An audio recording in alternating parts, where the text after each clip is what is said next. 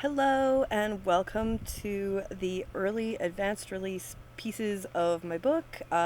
You are one of the special people who have asked for advanced chapters, and so here they are. And today I'm going to read you part of a blog post that is probably going to end up in the book. And I just love your feedback on it, and share it with other people if you resonates with you, and if you think that they would feel seen and heard as a result of hearing this piece.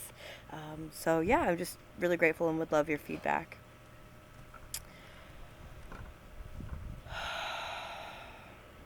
As part of healing from the silence, I want to bring discussion and light to it.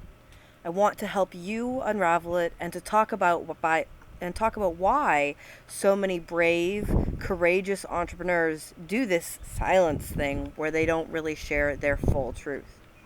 Why was it so difficult for me to share?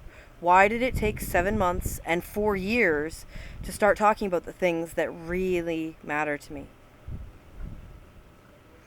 I know it comes down to vulnerability. The willingness to stand up and be seen and heard for who I am. To be able to stand in my own self-love and let the haters hate if they will. A while back, a friend asked me, "Where is the vulnerability in your business?" My response both illuminated and shocked me. My body language changed, my heart hardened, and my voice became terse. "There is no room for vulnerability in my business," I said. We both recognized the change in me. With love, she said, "It shows up in the bedroom and in your business, doesn't it?" Normally, I would sigh at the truth of it or swear at her for telling a truth I didn't want to hear. But that question had triggered an armor that had come up like a knife. The pain of the question was so huge that I couldn't just release it like that. "Why do you feel like that? Like you can't be vulnerable?" she asked lovingly. Through tense lips, I replied, "I didn't start my business from passion or love. I started from necessity. I started from not wanting to starve with my newly born son. This year I made a promise to myself that I wouldn't let my stupid feelings crash me out for the 6th time. Thinly veiled fear floods my voice and my body. So I told myself that this month, no matter what, I would be a good businesswoman. I would respond to the emails that leave me paralyzed and wanting to cry. I would answer all of those emails. I would keep my commitments. There's no room for vulnerability in that." The first tear trickles down my left cheek. If I let myself feel in my business, I wouldn't have a business. I would never get anything done. My body slumps forward, my head in her beautiful lap, and tears roll freely off my face. I am now simply held, loved, crying. When I stop crying, there's silence for a while, the stillness that comes after an emotional storm. There's nothing more to be said for now, but in reality, there is much, much more digging to be done. The truth of the situation was that I knew I wanted to and would have to make room for vulnerability in order for my business to move forward. I had been pushing myself too hard, not making space to express the emotion I was feeling, and there was the underlying pain that I lived in with not listening to my bigger vision. A few days after that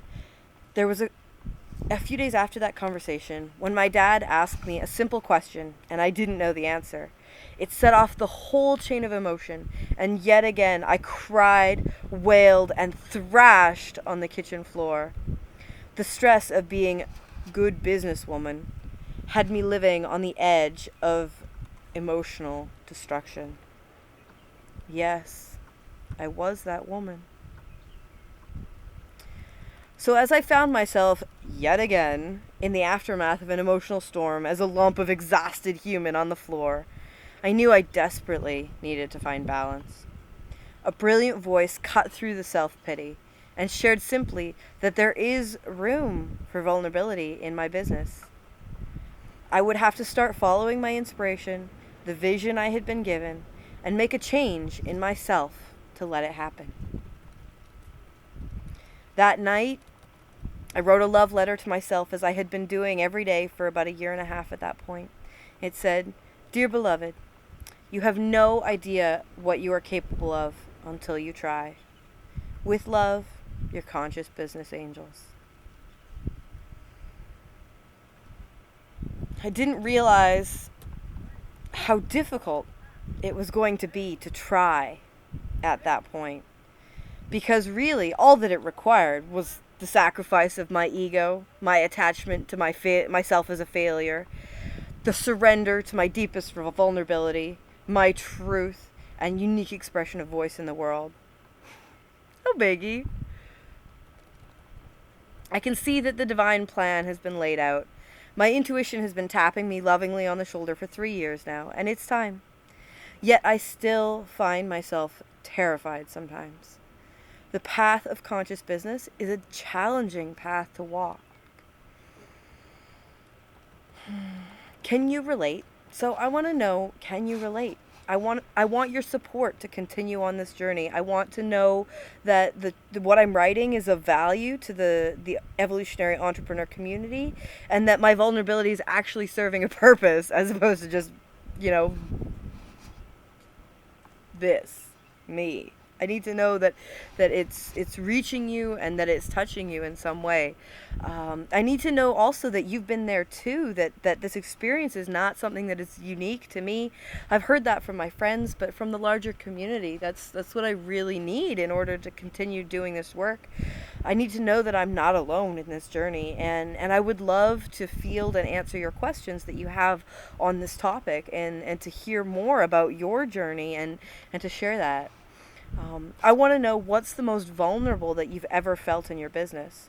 You can either reply by emailing me personally, or be brave and go and share over on the Evolving Humanity Facebook page, for which there is a link down below. In the meantime, I'm going to delve deeper personally into what it takes to find the courage to be vulnerable.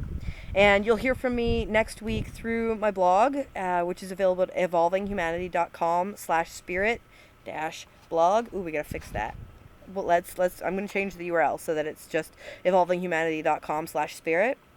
You can go there and check it out. And you'll hear from me next week on what I've discovered about courage and what it takes to shine in the face of your own fear of your own darkness, and more importantly, in the fear of your own light. Because what I found is that so many people are not actually scared of being failures. They are scared of being a success. So we're going to talk more about that. If you have friends that would love to be part of this conversation, please send them over to this page. There's a button at the bottom that lets them join up and get more information about the book. And thank you so much for watching, and wishing you all the best. And I really hope this is serving. So really trusting, cancel, really trusting that this is serving the people that it's reaching. So thank you again. Have a beautiful day.